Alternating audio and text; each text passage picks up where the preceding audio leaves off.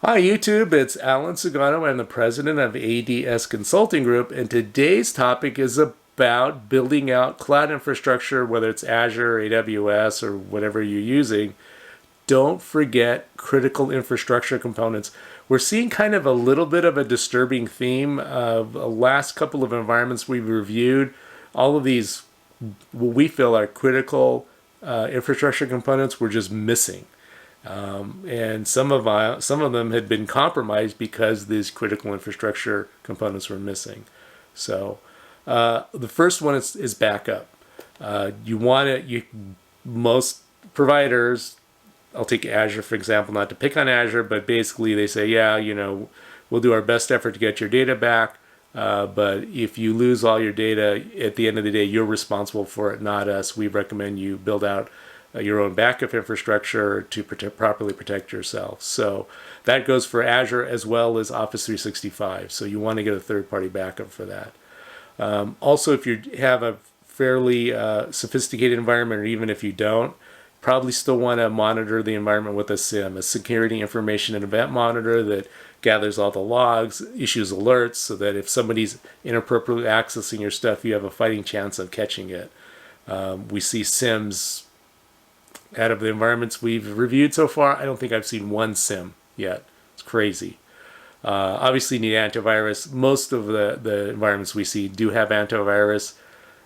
We feel like Defender is not good enough, by the way. So, we have running Defender, and yeah, get something, WebRoot, SentinelOne, one of the Carbon Black, VMware killed that product. So, but something higher end for antivirus than Windows Defender.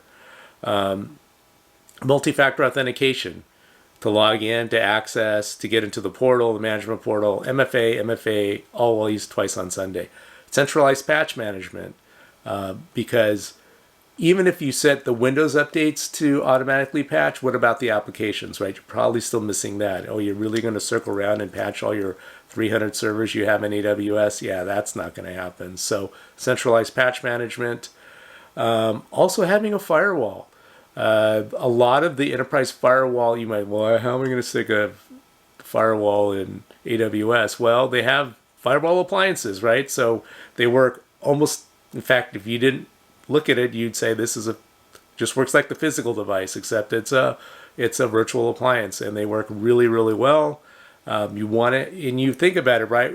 Anybody in the right mind that's an IT professional would never think about standing up an on-premise environment without having an enterprise-grade firewall, yet we see Azure, AWS environments without enterprise-grade firewalls all the time. And I'm like, I don't know, it's so weird. Maybe they think, it's fine. What's the worst that could happen? Maybe you'll get ripped to shreds. Maybe that's the worst that can happen, but yeah, so... And those are just some of that's not a complete list, by the way, but that's just some of the things that we see that are kind of glaring errors or omissions for cloud environments. So if you need help shoring up your cloud environment security, you can send an email to info@adscon.com. We'd love to help you out. If you like this content, please boink hit the subscribe button, boink hit the like button. It does help out the channel. Thanks a lot for listening. Protect your cloud environments, please, please, please. Stay safe out there. We'll talk to you soon.